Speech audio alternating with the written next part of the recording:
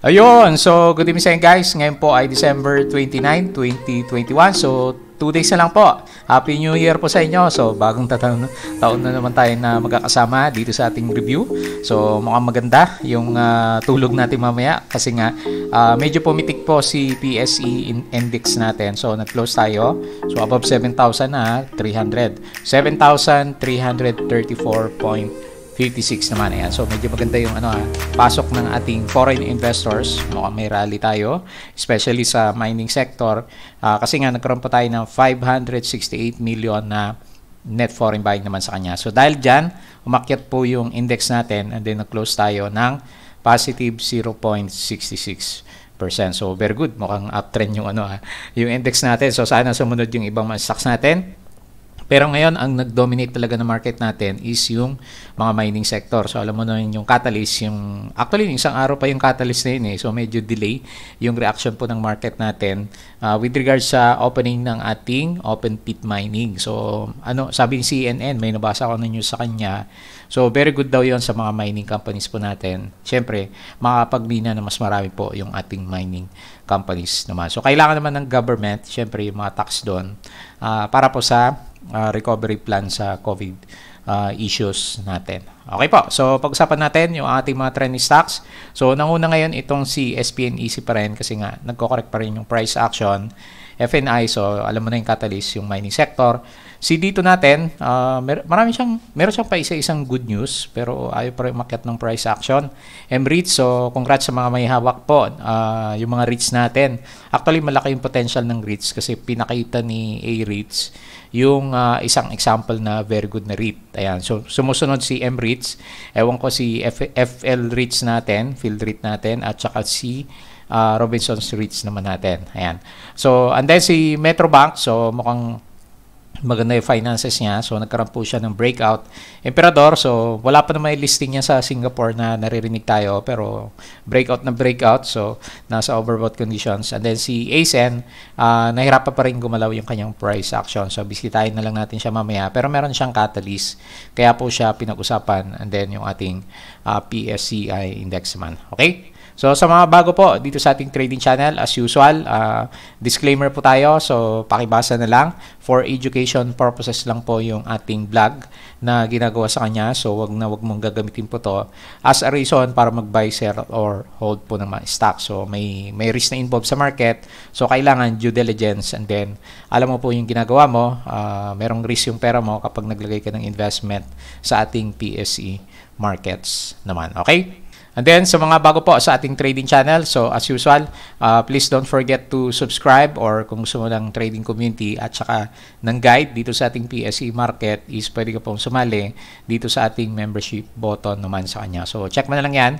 Pag na-member ka, i-message mo po ako sa aking messenger at isasama po kita sa ating trading community. So, or kung gusto mo, subscribe ka lang and then panoorin mo lang yung mga daily na ina-upload natin about sa PSE market. So, especially yung mga trending stocks natin kasi nasa kanila yung galawan ng ating markets. So, company reviews, mga sample reviews lang natin. So, maraming IPO na nandyan, di ba?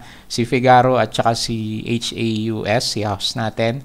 So, hindi ko pa masyadong nakita yung detail. So, pag-aralan natin kasi bukas pala guys, wala tayong trading. Ayan. So, tama ba? Bonifacio Day, December 30. Ayan. So, hindi natin alam yung mga holidays sa Pilipinas. Profit or loss section. So, mga sample trades lang po. Basic indicators. Yan po yung kailangan natin kung nag-start ka pa lang sa PSE. And then especially, wag na wag mawawala sa'yo yung tinatawag natin na risk management naman. So, hindi na tayo nakapag-upload ng bago dyan ha. So, follow mo din ako guys. Eto, dito kasi tayo busy. Yung ating Palaboy Trader Crypto Cotton na YouTube channel kung saan nagbablog naman tayo about sa mga play to earn games. Ayan. So, mahina pa rin yung mga play to earn games natin. So, makikita mo din yan sa mga views natin. Sobrang baba. Kasi nga, hindi pa masyadong nagre-recover yung mga token prices natin as of this time. And then, follow mo ako sa aking Facebook account. So, dyan, nagpo-post tayo mga information about sa PSE. Ganun din po yung ating Facebook page naman. Yung Bodega Pick, ginagamit natin ito para sa mga articles natin. Pero hindi muna tayo nakapag-add sa kanya. Pero yung mga classic na ideas about sa stock market, kung medyo bago ka, so, tamang-tama po sa'yo yung ating Bodega Pick na website naman. Ayan. So, tingin tayo sa mga news dito sa ating Twitter. Okay. So, maganda po yung closing natin sa kanya kasi nga, meron tayong net foreign buying na 568 million. So, kahapon, medyo maganda rin yung galaw nila, di ba? Kasi nga, meron tayong 600 million na net foreign buying. So, wag lang maging negative catalyst. Mamaya siguro pag-usapan natin yung ating COVID cases kasi medyo tumaas pala guys. So, more than 800 po yung cases natin. So, very, very unexpected. Pero ano kasi, di ba, nung ang sabi naman sa balita kahapon, tumataas na rin kahapon, di ba, 400 cases. Yung mga delay doon sa mga results ng ating mga laboratory. So, ngayon siguro nakapag-submit na. So, nagtali na yung tama, which is medyo tumaas nga po yung COVID cases natin. FNI approved the acquisition of additional 24% shares in Sisha Nectar Port Services natin at 192 million. So anyway, good news yan kasi medyo good vibes tayo sa mga mining naman natin as of this time. ABG search after parent company informed they plan to fold the operations of the Aquada Manila Casino Resort into Asia Best Group. Ayan. So hindi ko napansin si Asia Best. Ito yung catalyst po ni ASEAN natin mamaya sa ating charting. Has signed a subscription agreement to shares in units Bayog Wind Power Corporation and Santa Cruz Solar Energy Incorporated naman. Ayan. So, nag-expand itong si ASN natin. Ito guys, so maybe a bit worrying siya. So, kung kailan pa breakout na si PSEI, saka naman nag-upsurge. So, meron tayong 889 new cases. So, ingat po kayo Sabi ko natin, yung health pa rin natin yung pinakamagandang wealth na meron tayo. Yung makikita natin sa PSE market pag nagkasakit tayo, mawawala lahat yan pag hindi mo naalagaan yung health mo naman. Okay? So, ingat na lang po. Tapos ito, merong article si Business World. The Philippine government's lifting of a 4-year-old ban on open pit mining will revive the mining industry and potentially help drive the economy's recovery from the pandemic. So, yun nga po yung gamit ng open pit mining. So, dati kasi binan siya. Wala na kasi si Ma'am late Ayan. Kasi nagkakos siya kasi ng environment concern. So, pero ngayon kasi syempre yung revival ng economy yung priority po ng ating government, kaya po binuksan po niya. So, naging catalyst naman para majority po ng mga mining companies natin is magpitikan. So, sila yung nagkaroon ng ng revival ngayon. Ayan, tingnan mo si Mr. Enrique Rason, bibili daw ng Apex Mining the infrastructure arm of Ports and Casino. Billionario Ricky Rason is offering to buy out all shareholders of Apex Mining after taking majority control of the publicly listed gold miner. So, magaling tumiming si di ba? Si Mr. Enrique Rason. So, tiba-tiba siya dun sa shares niya sa Manila Water, di ba? So, kasi laki ng recovery ni MWC na ngayon. So, White Knight si Mr. Ricky Rason. Converge ICT solution, so hindi pa nag-price into, adds 1.3 terabits per second. So, laki international capacity for fully redundant subsea cable network. Alliance Global, so finally 52 weeks high, 52 weeks high. Emperador 52 weeks high, Emirates New Post high, Metrobank 52 weeks high. So, medyo bullish po yung ating market as of this time. Tapos, isa pang good news, President Duterte to sign national budget tomorrow. So, 5.0424 trillion. Anong nangyari kaya doon sa mga build natin last time? Wala na tayo masyadong nabalitaan sa kanila kung nagamit lahat yung previous na pondo. Pero anyway, it's a good kasi may budget na tayo, di ba? So, yan naman yung kailangan natin. Artalan sales, 40% of Babia Properties, PCC yet to receive notification of Union Bank, Century Pacific, and Shakey's regarding M&As. Ayan, so kailangan nila mag-comply. Philippine Shell, so medyo nakabayad na daw siya ng kanyang utang sa tax. BSP says residential real estate prices grew year over year in Q3. So nang mahal yung properties, hopefully gumalaw na sila. 1 trillion bytes per second. Ito yung kay Converge ICT natin. Galing kay 2Trade Asia. FCG revised proceeds used with downsize IPO. Shell PH partly settled back taxes. IRIT ban float oversubscribed. Ayan, so malakas kasi si IRIT. Tapos yung lifting ng ating mining ban, mukhang magkakaroon tayo ng si Apollo, kaya ano nangyari sa dagat natin. Hanggang ngayon yata hindi pa rin siya nakapaghukay eh. Tama-tama itong time na to para mag-recover yung mga minings po natin. Okay? So, tingin tayo ng iba na news later on sa ating world market naman. Okay po. So, yun yung mga catalyst natin. So, guys please don't forget to follow yung Twitter natin. Tapos minsan, pasensya na, nagpo-post ako ng mga NFTs dito. Naglalaro kasi tayo ng mga play to earn games naman. Okay po. So, tingin tayo sa ating Patreon. So, guys doon sa mga gusto ng guide sa PSE market bukod sa YouTube, pwede rin po dito sa Patreon. So, nagpo-post tayo dito ng mga exclusive na videos para sa mga members po natin kasi nga may guide na ginagawa tayo dito sa group or meron tayong trading community at saka yung mga learnings po natin dito. So, sama-sama tayo dito sa pag-trade sa stock market natin. Mapa-win or lose, sama-sama tayo dito sa ating trading journey naman. Ayan. So, kung gusto mo ng guide, subscribe ka dito. Kung gusto mo siya, January 2, 2021 pa lang naman yung yung opening po natin. Okay? Tapos tingin tayo sa ating 2Trade Asia. So, guys 2Trade Asia Prime po yung platform na ginagamit ko. So, kung gusto mo siyang i-try, ito na po mismo yung makikita mo sa kanya na platform po natin. Ayan. So, medyo mabagal yung internet ko. Hindi dahil sa sa network po yan na overclock na yata yung laptop ko. Ayan. So, meron tayong, ito guys, yung maganda sa kanya, 568.3 million yung net foreign buying. So, 2 days, medyo malakas po yan. So, tingin natin. Kaya nga, majority ng blue chips, makita mo dito, nagkaroon siya ng rebound. Yung konti lang naman yung nag-drop tapos hindi naman ganun kalaki. More than 1% lang. So, holdings lang yung medyo bumagsak. Gawa ni, gawa ni SM at saka si JT Cap, mga holding companies natin. Pero finance, sino ba? Property, maganda pala. At saka yung mining sector natin, syempre. So, Metrobank yung nauna, followed by Jollibee, MEG, RLC, SMPH. Kaya maganda yung mga properties. So, not so good pa rin yung traded value, 5 billion. 29% foreign, so puro buying lang yan. And then 71% yung ating locals naman sa kanya. Okay? So, tingin po tayo sa ating charting. So, naalala ko lang guys, speaking of charting, kung nabasa nyo na yung, yung news galing kay Investa, bago ako mag-record, nabasa ko yung notifications. So, mukhang may bayad na po later on yung data. Yung, alibaw, dito, titingin ka ng chart natin. So kasi real time kaya marami po mag-gusto. Ako gusto ko rin naman si Investa, syempre. Tagal na nating kasama sa mga charting last time. Kasi 'di ba real time yung data niya. So ngayon merong bayad na sa PSE and then ngayon, syempre tayo as a user, ang tagal natin nakalibre. Ngayon may bayad na po siya. So i-double check niyo na lang siya kung gusto niyo siya. Pero yung mga members ng Prime, alam ko libre din sila. So check niyo na lang po.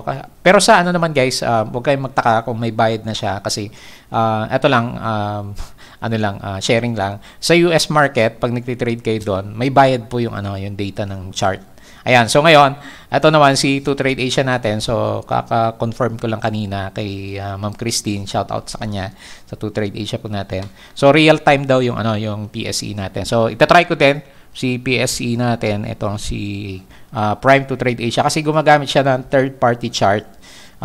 Galing kay TradingView. So, hindi ko na double check kung super real time siya. Kasi si call, 'di ba? Ginagamit din natin si call. Delay naman yung delay yung chart. Kailangan kasi natin as a trader yung chart natin medyo may pagka real time talaga kasi nga tatimingan mo yung mga breakout saka breakdown yun yung mga mahalaga sa kanya. So kung pag na-late ka ng mga 1 minute, 2 minutes. So syempre loss opportunity. So sabi sa atin, real time itong si to trade natin. So hindi ko alam kung ito yon yung ating trading view. Or meron pa kasi siyang isang chart dito pag tinignan mo siya, ito charts. Ayan. So meron pa siyang isang chart dito. So pero yung data niya dito, real time 'yan. So nasusubaybayan natin. Yung mga nakikita natin dito na values, mga real time naman na lumalabas 'yan. Kasama yung mga net foreign value. So subukan natin tapos balitaan ko sa inyo kung ano naman yung mangyari. So yung kay Investa, by January start na po yun na merong premium. Meron yata siyang free na 15 minutes pero after nun may bayad na or delay na pala yung yung data niya. Okay? So yun po yung ating charting kasi kailangan natin yan as a trader. Okay po. So overall picture po ng ating PSE market.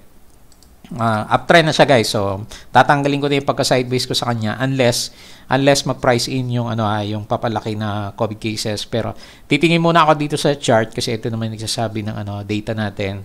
So kasi kung dapat na price in na yun hindi siya dapat umakyat. So tingin ko is meron tayong malit na breakout dito sa previous na conso.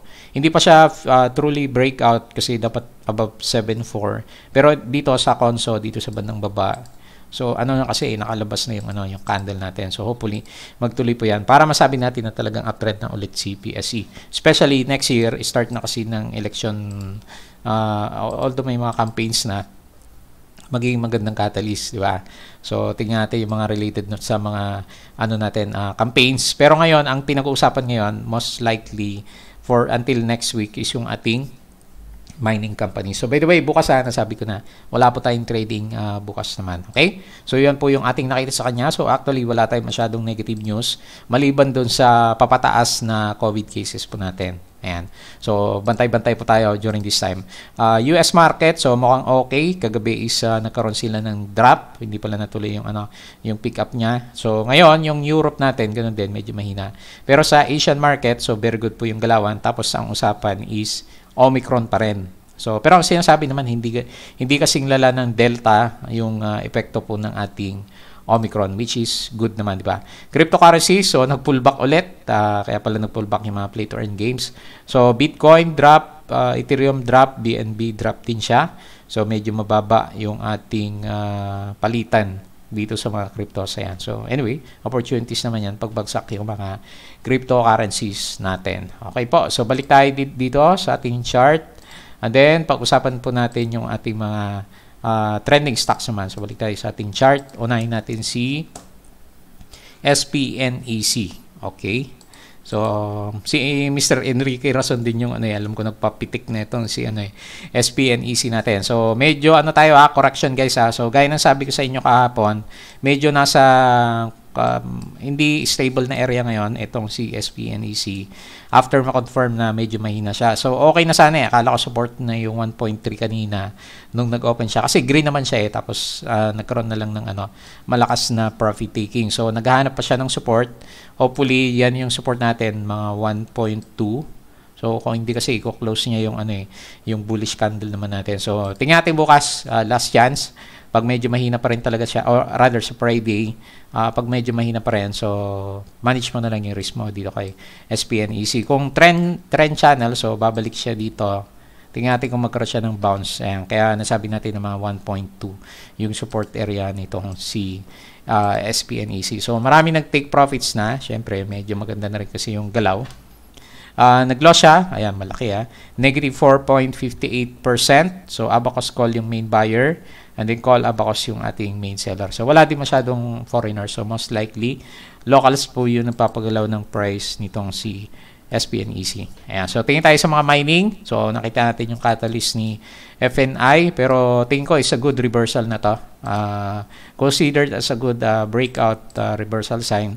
Meron tayong volume. Tapos alam mo naman, for the next week, usapan talaga natin mining. Kasi ang ganda ng opportunity ng mining So, hindi ko yata nakuha yung news na hindi ko nabasa yung galing na news. Pero meron po, research nyo. Galing po kay CNN, yung probability na magiging maganda yung mga minings natin dahil dun sa open pit mining. So, ngayon, medyo nagre-resist siya. Pero tingin ko, kakayanin din niyang i-breakout. Nag-downtrend pala na matagal itong si FNI since since April. Ayan, so dumiretso siyang bumaba. Hopefully ito yung hinahanap niya na catalyst para gumalaw ulit siya. So kung matuloy yung breakout na yan, in-expect ko next resistance is 2.3 levels naman. So maganda yung yung RSI dito. So kailan kaya magkakaroon ng magandang catalyst dito natin. So ayaw pa rin gumalaw ng price action. So medyo nagkokonso-konso siya dito sa baba. So maraming tatanong sa akin personally doon sa ating stock price offering. Same lang naman kung ano yung sinasabi ko sa review natin na kung hindi masyadong mataas yung price ni dito natin bago yung end ng kanyang stock price offering. So mas maganda bumili na lang sa sa market during that time kasi baka mag-price in yung yung shares ng ating stock rights offering kasi malaki din yon. So bibigat kasi itong si dito CME. So tingnan natin bukas rather Friday kung maging maganda catalyst po kay dito yung news na nilabas po ni ABS-CBN. So third telco dito is rollout of broadband services in early 2022. Ayan. So, good catalyst po yan. So, hopefully, mag-price in kay dito natin. Tingnan natin yung galaw. So, meron siyang 0.59% na gain. Mandarin call yung ating main buyer and then FMS call yung ating pinaka-main seller naman sa kanya. Meron ba net foreign? Ayan, laki guys. So, mukhang meron to 18 million. Ayan, so bantayan po natin kung ano yung net foreign buying ni dito naman natin. Pero ngayon, medyo sideways pa yung galawan po natin. MREITs, so dahil meron siya mga projects na gagawin, so naging catalyst po yan para laki ng kandila natin. Ayan, so medyo maganda. Gano'ng kalaki ba to?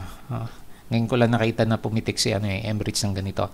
3.79%, 8 million net foreign. Salisbury call yung main buyer and then BPI BDO yung ating pinaka main seller. Pero ako guys, bullish ako sa sa REITs, kahit anong REITs. Tingnan natin si flirt daw, Phil Rich natin. So kung ano yung ginilaw niya for the past few days, nagko-correct siya. CRCR natin yan, so medyo nagbi-breakout din si CRCR. So actually maganda yung mga rates kasi nga may na tayo meron tayong example si A-REITs po natin. So maganda yung galaw niya. So ngayon wala siya resistance. So tingnan natin kung saan mauntog itong si MREITs natin. Di rin natin pwedeng gawan ng pwede ba? Charting. So ito na lang siguro. Ayan. So kasi parang may pattern naman siya dito sa bandang baba. And then i-clone natin. Ayan. So pwedeng ganyan yung Next na galawan po nitong si REITs naman natin. So pwede siyang mauntog mga 19.6. Yan. Pero nabasag yan, syempre mas maganda.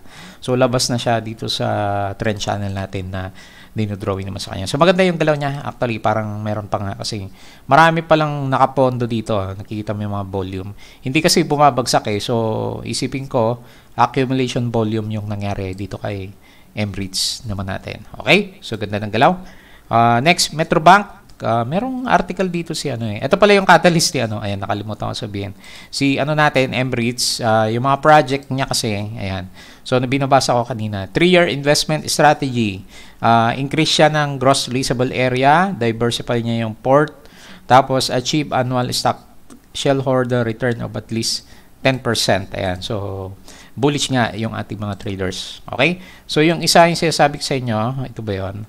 May binabasa ko dito. Ayan. Galing kay bilyonaryo natin yung Metrobank. So, isa sa best companies banks daw for 2021. Ito naman yung sinasabi ni bilyonaryo natin dito kay Metrobank. Kaya nagkaroon siya ng breakout. So, ang ganda ng galaw, di ba? Pero actually, multiple breakouts na to. Yung first na breakout niya dito. At ngayon, nag-breakout na naman siya dito sa flag formation. So, flat siya.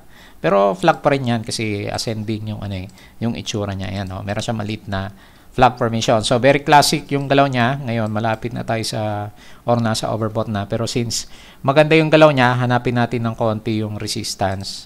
Tingin muna tayo dito habang naglo-load. Yung internet ko mabagal hindi si si 2Trade Asia Prime or itong laptop ko kasi medyo puno na. 3.64% yung gain. Laki ng guys, laki ng net foreign. 224 million SB equities Mandarin ang main buyer and then BPI at saka call yung ating pinaka main seller. So ganda rin ng run up nitong si Metrobank. Medyo matagal pero smooth sailing na siya during this time. So next na resistance nasa 58.68 naman, which is potential bago siya magkaroon ng siguro bago siya mag-pullback para sa higher low. Kasi yung RSI, nag-start pala na magkaroon naman siya ng momentum level. So yung MACD, tagal na palang nakabukas yung blue sa ibabaw po ng ating red line. Di lang natin siya pansin kasi syempre maliliit yung kandila. Pero ngayon, obvious na. Meron siyang magagandang volume dito. Kikita mo yung mga volume. Okay? So very good yan. And then, Emperador. So eto siguro medyo huli na tayo kasi yung RSI niya, ang taas na So tingnan natin si Emperador. Ayan. Nasa tutuloy na kaya listing niya, 88% na. Ayan, so very good po yung galaw nitong si Emperador. Meron pa ba? Parang wala na siyang ano eh. Tingnan natin na. Extended Fibonacci na lang, trend base. Swing high. So ba tayo magsiswing low dito? Kasi ang taas ng ano eh, galaw niya. Ayan. So, kung meron pa siyang igagalaw, mag-expect ako resistance dito sa mga 22.2 peso level naman bago mag-correct siguro itong si Emperador. Pero pag natuloy yung yung Singapore listing, so good catalyst pa yon. So antayin natin. Congrats doon sa mga may hawak. Actually hawak ko dati si Emperador pero nagsawa tayo kasi nga ang tagal ng konso, so ang daming opportunities sa iba, naiwan tayo. Iniwan natin siya and then hindi na tayo nakabalik. So it happens naman sa mga trades po natin. So meron siyang gain 1.95%. Net foreign is 9 million. Aurora APS yung main buyer. And then Abacus BDO yung ating pinaka-main seller. So support is dito, mga 19.8 itong si Emperador. And then lastly, si ACN. So nabasa natin yung catalyst kanina. Medyo pa rin siya, nagkakaroon ng, ewan ko kung flag ba to o conso area. So antay po natin yung mga coming few days. Hindi pa rin naman siya nakakalabas, di ba? Ayan. So, medyo nagre-resist pa rin siya ng konti dito sa previous na trend lines naman niya. Ayan. So, tingnan natin kung magkaroon ng breakout. Good yan. Meron siyang rally. So, medyo napopos yung RSI pala natin dito kay ACN. Meron siyang negative 0.18% na loss. Wala. So, meron pa siyang net foreign. Ayan, malakas pa rin. 43 million. So, ito yata yung stock na araw-araw net foreign buying naman siya. Okay? So, yun lang po yung ating mga reviews. So, enjoy po natin yung bakasyon natin bukas.